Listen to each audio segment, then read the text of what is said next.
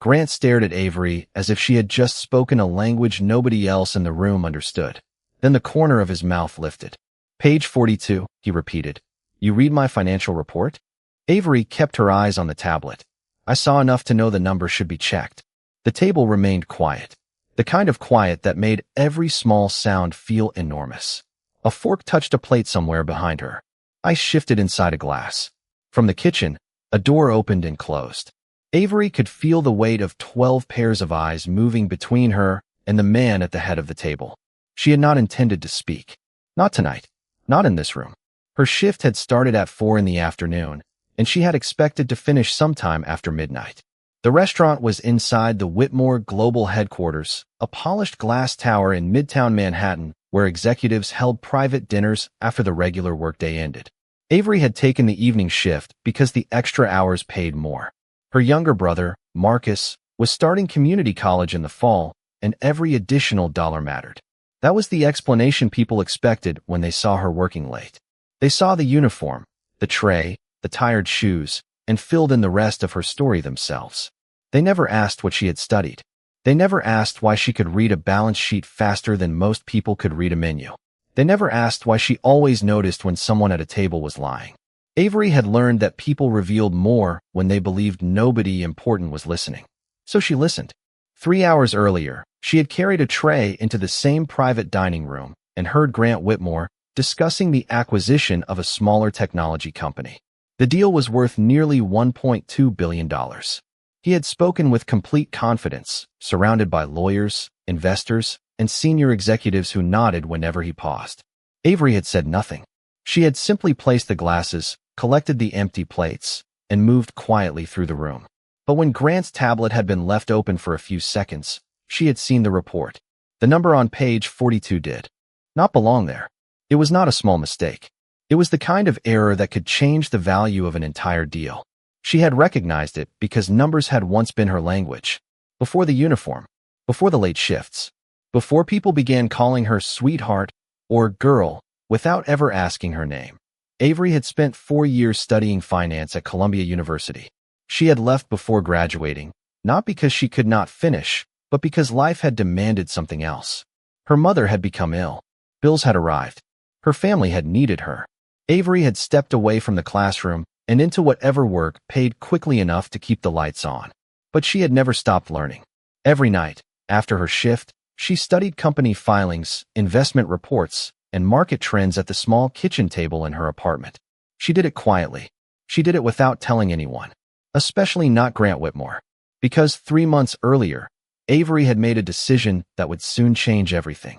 She had purchased a controlling interest in the company he believed he owned. And tonight, she was not in the restaurant by accident. She was there to observe the people who worked beneath her name. Grant still had no idea. He leaned forward, his voice turning colder. "You have been reading documents that do not belong to you." Avery looked at him. The tablet was open. That is not an answer. It is the truth. A woman beside Grant shifted uncomfortably in her chair. Avery recognized her from the acquisition team. She had been the only person who had not laughed when Grant insulted her. Now she was staring at the tablet. "Grant," the woman said carefully, "perhaps we should verify the figure before moving forward." Grant turned toward her. "You too." Avery watched him breathe in slowly. The room seemed to tighten around him. He had entered the dinner believing he was surrounded by people who would agree with him. Now, for the first time that evening, someone had questioned him. And the person who had started it was still standing beside the table, holding a tray. Grant turned back toward Avery, and the faint smile had disappeared from his face. "You are done here," he said. The words were quiet, but they carried the certainty of a man who had spent years making decisions without expecting anyone to challenge them. Avery did not move. "I am sorry. You heard me." Grant glanced toward the restaurant manager, who had been standing near the entrance with a nervous expression. "She is interfering with a private business meeting. Have someone take her off this floor." The manager looked at Avery, then at Grant. He knew who Grant was. Everyone in the building did. But Avery had worked at the restaurant long enough to know the manager also knew she had done nothing wrong. Still, his mouth opened, then closed again. That hesitation told Avery everything. Grant noticed it too. "Now," he said. Avery placed the tray on the nearest service station. The metal touched the polished surface with a soft, clean sound. "Before I leave," she said, "you should understand what you are about to sign." Grant gave a short laugh. "I think I understand my own company." The sentence landed differently than he intended. Avery looked at him for a moment. Her face remained calm, but something behind her eyes became distant. She had heard that sentence before. Not from him. From people who believed ownership was something that could be recognized by a tailored suit, a corner office, or a name printed on a building. Grant reached for the tablet. "Page 42 is fine." "Then you checked it?" the woman beside him asked. Grant looked at her. "I said it is fine." "That is not what I asked." A silence fell over the table again. This time, Avery could feel the pressure shifting. The people around Grant were beginning to look at one another. Not because they suddenly cared about the waitress, because they were beginning to wonder whether she had seen something they had missed. Grant turned the tablet toward the woman. "Read the figure." She did. Her expression changed slightly. "The projected liability is listed at $480 million. Avery said nothing. Grant looked at her. "And the subsidiary agreement on page 68 shows a separate obligation of $120 million. The woman turned. Several pages. Her eyes moved faster. Then she stopped. Grant noticed. "What?" She looked up. She may be right. The room seemed to lose its warmth. Grant took the tablet from her and began scrolling. Avery stood quietly beside the service station, her hands folded in front of her. She had not wanted this. Not yet. She had planned to watch, to listen, to understand how the company operated when nobody believed the owner was in the room. But Grant had made the decision for her. He had shown her exactly what she needed to see. He did not merely fail to recognize her. He did not even consider that she might have something valuable to say. To him, her uniform had already decided her intelligence. Grant stopped scrolling, his eyes fixed on the screen. "Where did you learn to read these reports?" he asked. Avery looked toward the rain-dark windows. "I studied finance." "Where?" "Columbia." A few people at the table looked up. Grant's eyebrows lifted. "You attended Columbia University?" "Yes." "And now you serve dinner here?" Avery looked back at him. "Tonight, yes." The answer was simple. Grant seemed unable to place it inside the world he understood. He had spent his life believing people moved in straight lines. A person with an Ivy League education became an executive. A person serving dinner remained behind the scenes. He did not understand that life did not always follow the labels people assigned to one another. "You left?" he asked. "I had family responsibilities." Avery did not explain further. She had learned that personal hardship was not a performance for strangers. Grant looked at the report again. The number on page 42 still sat there, unchanged. For the first time that evening, he looked less certain. Then the restaurant manager finally stepped forward. "Mr. Whitmore," he said carefully, "perhaps we should let her finish what she was saying." Grant slowly lifted his eyes. "Perhaps we should." Avery studied him. The change was small, almost invisible, but it was there. The man who had told her to know her place was now asking her to speak. And he still had no idea that the most important person in the entire building had been standing in front of him for the last 3 hours. Grant looked at Avery for several seconds. "Then tell me exactly what is wrong." Avery glanced at the tablet. "The liability from the subsidiary agreement has not been included in the projected acquisition cost." The woman from the acquisition team checked the document again. "She is right." Grant's jaw tightened. "How much does that change the deal?" $120 million, the woman answered. Nobody at the table spoke. The number seemed to settle over the room like a heavy curtain. Grant looked back at Avery. "How did you notice that?" "The figures did not balance." "That is not an answer." "It is the answer." A few people shifted in their seats. Avery could feel the room trying to decide what she was. A waitress. A former finance student. A stranger who had wandered into a conversation far above her supposed position. Grant still seemed determined to place her inside a category he understood. "You said you studied finance at Columbia University," he said. "Yes." "How long ago?" "A few years."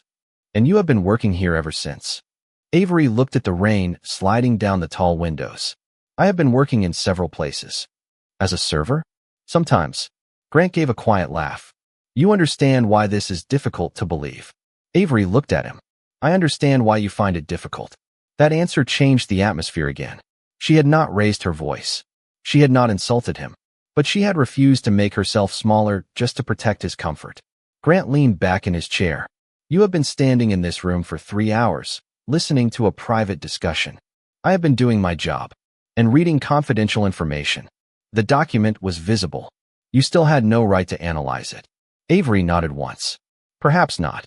Grant seemed surprised by the agreement. Then she continued. But the number is still wrong. The woman from the acquisition team lowered her tablet. Grant, we should pause the signing. Grant turned toward her. The documents have already been reviewed. Then the review missed something. The words were polite, but they carried weight. Grant looked around the table. A moment earlier, every person in the room had been waiting for him to finish the deal. Now, the confidence had disappeared. The lawyer beside him began reviewing the agreement. Another executive opened the financial model on his laptop. Avery watched them all. She knew what would happen next. They would search for the mistake. They would find it. Then someone would ask who had allowed it through. Grant would have to answer. The question was not whether she was right. The question was whether he could accept being corrected by someone he had already decided was beneath him. He stood suddenly. Enough. The room went still. I am not stopping a billion-dollar acquisition because a waitress saw a number on a screen. Avery did not move. You are not stopping it because I saw it. You are stopping it because the number is wrong. Grant looked at her, and something hard returned to his expression. You are becoming very comfortable speaking to me. Avery held his gaze. You asked me to explain. I asked you one question, and I answered it. The manager near the door looked down. The woman from the acquisition team closed her laptop. Grant's face grew colder. You know what your problem is? Avery waited. You have mistaken access for authority. Avery looked at the tablet, then back at him. And you have mistaken authority for being right. Nobody moved. Outside, rain tapped against the glass. Somewhere below, traffic moved through Manhattan, unaware that inside the top floor of Whitmore Global, a billion-dollar deal had just been placed on hold by a woman everyone had mistaken for invisible. Grant pointed toward the entrance. Leave. Avery looked at him. You are certain? Completely. She reached into the pocket of her uniform and removed a small white business card. She placed it on the table beside his tablet. Grant glanced at it without interest. What is this? My name. I know your name. Avery turned toward the door. No, Mr. Whitmore. You know what people call me. Then she walked away, leaving the card behind. Grant looked down at it. The front showed only 2 words. Avery Johnson. He pushed it aside. He still had no idea that the name on that card was about to become the most important name in the building. The elevator doors closed behind Avery, and the noise from the private dining room disappeared. For a moment, she stood alone beneath the soft lights of the executive hallway, still wearing the same black uniform, still holding the quiet expression that had made Grant Whitmore so certain he understood her. Then she looked down at her hands. They were steady. That mattered. She had expected the evening to be uncomfortable. She had expected people to make assumptions. She had not expected Grant to reveal himself so quickly. Avery walked toward the service elevator, passing framed photographs of Whitmore Global executives who had built the company over the last 20 years. Grant appeared in most of them. Grant shaking hands. Grant cutting ribbons. Grant standing beneath the company logo. His face was everywhere. The name Avery Johnson was nowhere. That was exactly how she wanted it. 3 months earlier, she had purchased a controlling interest in Whitmore Global through a private investment group she had built quietly over the course of several years. The acquisition had not been announced yet.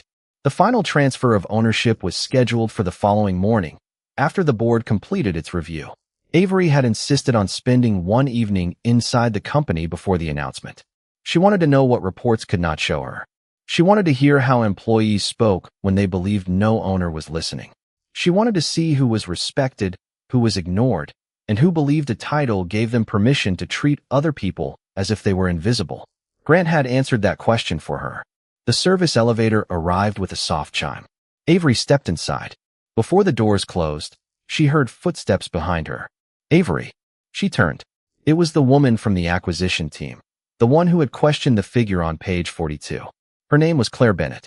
She stood several feet away, holding the tablet against her chest. I wanted to apologize, Claire said. Avery shook her head. For what? For not saying anything earlier. Avery looked at her. You did not know me. I knew enough to know you were being treated unfairly. The words were simple. Avery felt something inside her loosen. Not because she needed an apology, because someone had finally chosen to see what was happening while it was happening. You should go back upstairs, Avery said. Claire glanced toward the private dining room. Are you coming back? Avery almost smiled. Not tonight. The elevator doors began to close. Claire placed a hand between them. Avery, the number is serious. I know. Grant may still sign. Avery looked toward the glowing floor indicator. Then make sure someone stops him. Claire studied her face. Why do you care so much? Avery paused. The honest answer was complicated. She cared because the deal affected thousands of employees. She cared because people had worked for years to build the company. She cared because one careless decision could destroy trust that took decades to create. But there was another reason. She had spent too much of her life watching people with power make decisions for people who were never allowed into the room. Because somebody has to, she said. The doors closed. Upstairs, Grant returned to the table and picked up the business card Avery had left behind. He turned it over. There was no title, no company logo, no phone number, just her name. He frowned and placed it beside the tablet. Find out who she is, he told the manager. The manager hesitated. Avery Johnson? Yes. She has worked here for almost 2 years. That is not what I asked. The manager looked toward the elevator. What do you want to know? Grant stared at the card. Everything. Across the room, the acquisition team continued reviewing the documents. One lawyer found the missing liability. Then another found a second discrepancy connected to the same subsidiary. The total exposure was no longer $120 million. It was nearly $200 million. The room went silent again. Grant slowly sat down. He looked at the card. Avery Johnson. Then he looked at the report. For the first time, the possibility entered his mind that the woman he had just dismissed might not have been lucky. She might have known exactly what she was looking at. He reached for his phone. Bring her back. The manager did not move. She has already left the building. Grant looked up. Then find her. Downstairs, Avery stepped out into the rain. The city air was cool against her face. She pulled her coat around her shoulders and walked toward the curb. While high above her, the man who had told her to leave was beginning to realize that the person he had dismissed might be the only person who could save the company he believed belonged to him. The rain had softened by the time Avery reached the corner of 46th Street. Water gathered along the curb, reflecting the white glow of the office towers and the red lights of passing taxis. She stopped beneath the awning of a closed bookstore and looked back at Whitmore Global. From the street, the building looked exactly as it always had. Tall, polished, untouchable. But behind those glass windows, everything had changed. Avery reached into her coat pocket and felt the edge of her phone. She had 3 missed calls. The first was from Claire Bennett. The second was from her investment team. The third was from a number she did not recognize. She did not answer any of them. Not yet. For the first time that evening, she allowed herself to breathe. The rain tapped softly against the awning above her. A bus moved through the intersection, its tires whispering over the wet pavement. Somewhere in the city, people were finishing dinner, heading home, or rushing toward their next appointment. Nobody knew that a company worth more than $1 billion was standing at the edge of a decision that could change its future. Avery looked at the building again. She had spent years learning how to enter rooms where people did not expect her. She had learned when to speak, when to listen, and when silence revealed more than an answer ever could. Tonight, she had learned something important. Grant Whitmore was not simply arrogant. He was surrounded by people who had trained themselves not to challenge him. That was more dangerous. A leader could be corrected. A culture built around silence could hide mistakes for years. Her phone rang again. This time, it was Claire. Avery answered. Hello. You were right, Claire said. Her voice was quieter than before. About the liability? About everything. Avery looked toward the upper floors. What happened? We found another obligation connected to the same subsidiary. Then another. The total exposure is close to $200 million. Avery closed her eyes for a moment. She had expected the number to be serious. She had not expected it to be that serious. Has Grant signed? No, good. He wants you back. Avery almost laughed. He wanted me gone less than an hour ago. I know. Claire hesitated. He also asked who you are. Avery looked at the business district around her. What did you tell him? That you were Avery Johnson. That is true. He wanted more. He will have to wait. Claire was silent. Then she said, Avery, I need to ask you something. Go ahead. Why were you really there tonight? Avery watched a drop of rain slide from the edge of the awning and fall into the darkness below. She could have told Claire the truth. She could have said that she had been reviewing the company before the ownership transfer. She could have explained that tomorrow morning, the board would gather to approve the final documents that would make her the controlling owner of Whitmore Global. But she did not. Not yet. I wanted dinner, Avery said. Claire laughed softly. You chose an interesting restaurant. It was the closest one to my apartment. That is not true. Avery smiled for the first time that night. You were getting better at asking questions.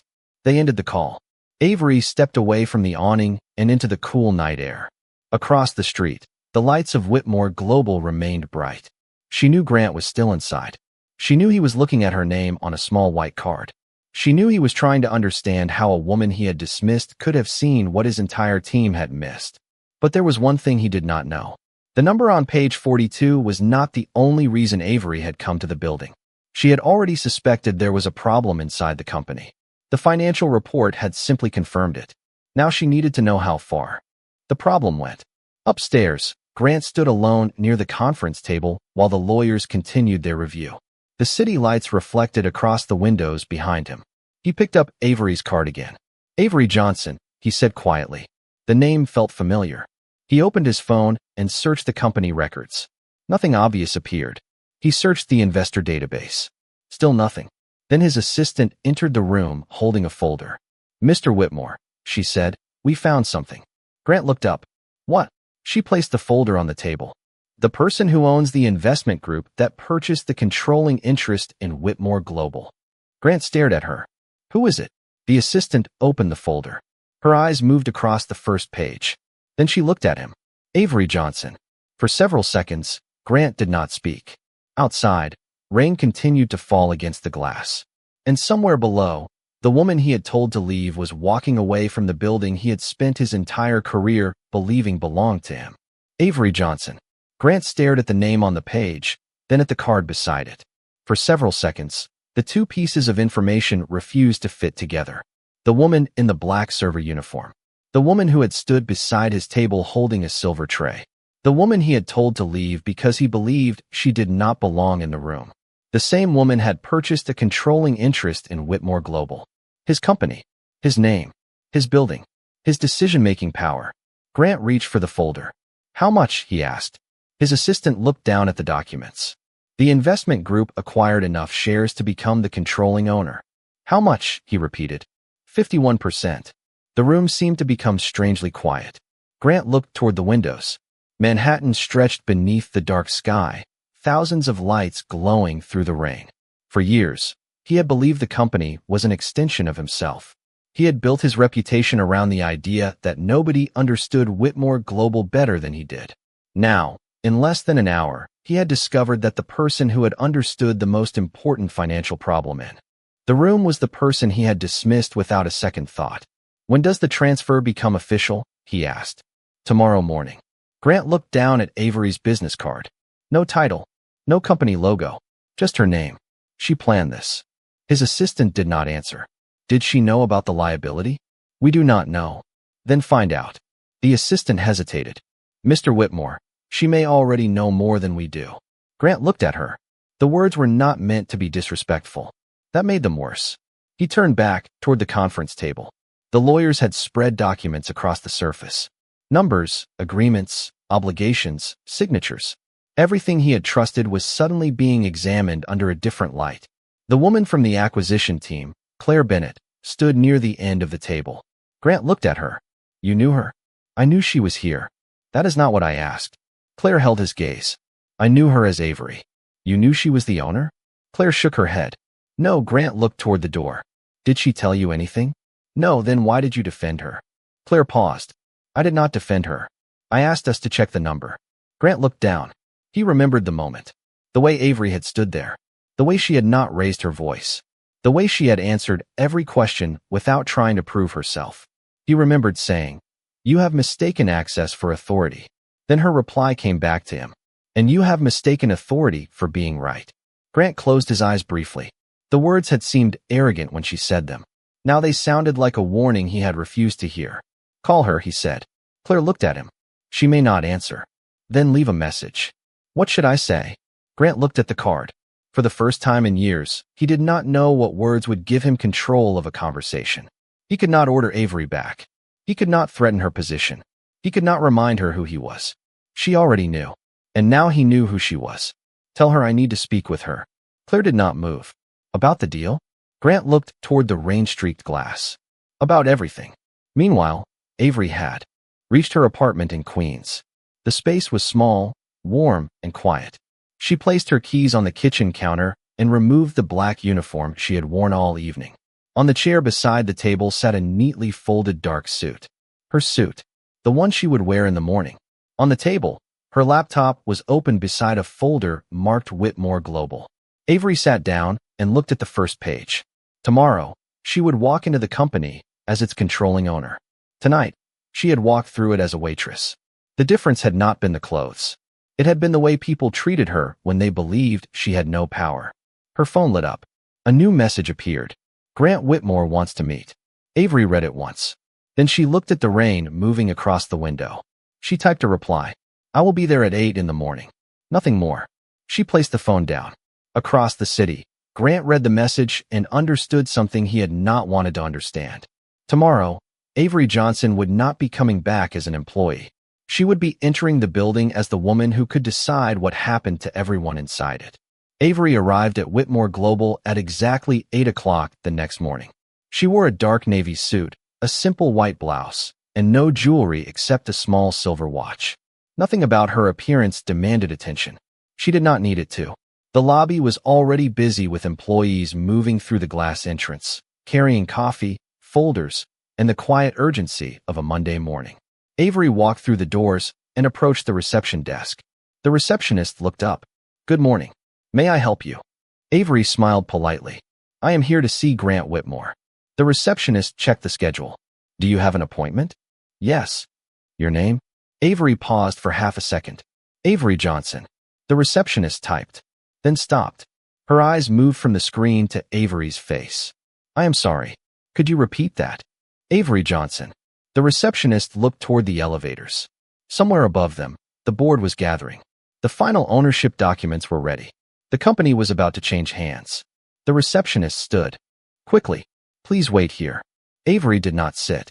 She looked around the lobby. Employees passed by without recognizing her. Some had seen her the night before. Some had watched Grant dismiss her. None of them knew that the woman standing near the reception desk now held the controlling interest in the company. A few minutes later, the elevator doors opened. Claire Bennett stepped out. She saw Avery and stopped. For a moment, her expression carried surprise. Then she smiled. Good morning. Good morning. Claire glanced toward the reception desk. They are ready for you upstairs. Avery nodded. Is Grant there? He has been waiting since 7. Avery looked toward the elevator. Then he has had time to think. Claire gave a small smile. I believe he has. The elevator carried them to the executive floor. As the doors opened, the atmosphere changed. People stood when Avery walked past. Not because they knew her personally, because they had been told who she was. The boardroom doors were open. Inside, Grant stood near the windows. He wore the same suit as the night before, but something about him looked different. The confidence was still there, but it no longer filled the room. He turned when Avery entered. His eyes moved over the suit, the calm expression, the steady posture. Then he looked at Claire. You knew she was coming. Yes. Grant looked back at Avery. You could have told me. Avery walked toward the table. You did not ask. The words were quiet. Grant glanced down. The documents were arranged in neat stacks across the polished wood. The final ownership transfer sat at the center. Avery took the chair at the head of the table. Grant remained standing for a moment. Then he slowly sat across from her. The distance between them was only a few feet, but the room had changed completely. I owe you an apology, Grant said. Avery did not answer immediately. For what? He looked at her. For last night. That is a broad apology. Grant took a breath. For assuming you were not qualified to speak because you were wearing a server uniform. For dismissing what you said. For asking you to leave. Avery studied him. And for telling me to know my place? Grant lowered his eyes. Yes. The room was silent. Avery looked at the ownership documents. Do you know what I expected to find when I came here last night? Grant said nothing. I expected mistakes. Every company has them. I expected people to be afraid of making decisions. That happens too. What I did not expect was to see how quickly a person could be dismissed simply because of what she looked like and the work she was doing. Grant looked up. Avery continued. You did not ask my name until after you needed my help. Grant had no answer. That silence was more honest than anything he could have said. Avery opened the folder. The acquisition is paused. Grant nodded. I understand. The liability must be fully reviewed. Agreed. And there will be an independent review of the company culture. Grant looked at her. You believe that is necessary? Avery met his eyes. I believe last night showed me it is. Grant looked down at the table. For the first time, the company did not feel like something he possessed. It felt like something he had been trusted to lead. And he had finally begun to understand the difference. Avery signed the final ownership documents just after 9 o'clock that morning. The room remained quiet as each page moved across the table. There was no applause. No dramatic announcement. No need for one. The papers said what they needed to say. Avery Johnson now held the controlling interest in Whitmore Global. Grant Whitmore remained the chief executive officer for the moment, but the balance of power had changed. He knew it. The board knew it. And slowly, the company would know it too. When the final signature was complete, Avery placed the pen on the table. Grant looked at her. What happens now? Avery looked toward the tall windows. Morning light had begun to spread across Manhattan, turning the glass buildings from gray to gold. Now we find out what this company can become. Grant was quiet. And me? Avery looked back at him. The question was not arrogant this time. It was uncertain. That difference mattered. You will remain in your position while the review is completed, she said. Grant nodded. I expected you to remove me. I considered it. He looked down. Why did you not? Avery was silent for a moment. The answer came easily, but she wanted to choose the right words. Because I do not want to build a company where people are afraid of losing their jobs every time they make a mistake. I want to build one where people are expected to learn from them. Grant listened. Even after last night? Especially after last night. He looked at her. You could have embarrassed me in front of everyone. Avery shook her head. You did that yourself. The words were not cruel. That was what made them difficult to hear. Grant looked toward the empty chair where Avery had stood the night before in her black uniform. He remembered the tray in her hands. The rain outside. The small white business card. The words she had spoken before leaving. You know what people call me. You do not know my name. He had believed the difference was about status. Now he understood it was about attention. He had looked at her and seen a position. He had never bothered to see a person. Avery, he said. She looked at him. I am sorry. This time, there was no audience. No investors. No board members waiting to see what would happen. Just two people sitting across a table in a company that had changed between one night and the next. Avery nodded. I know. Grant seemed surprised. You believe me? I believe that you are beginning to understand. He looked down at his hands. That is not the same thing.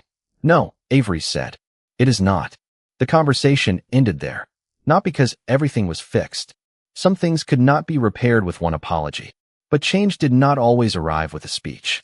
Sometimes it began with a person finally becoming quiet enough to hear what they had refused to hear before. Later that morning, Avery walked through the executive hallway. Employees moved around her, carrying folders and coffee, speaking in low voices about the ownership change. Some recognized her from the restaurant. Others had only heard the story. A few looked away, embarrassed by what they had witnessed. Avery did not stop to punish anyone. She simply kept walking. At the end of the hallway, she passed the service elevator, the same one she had used the night before.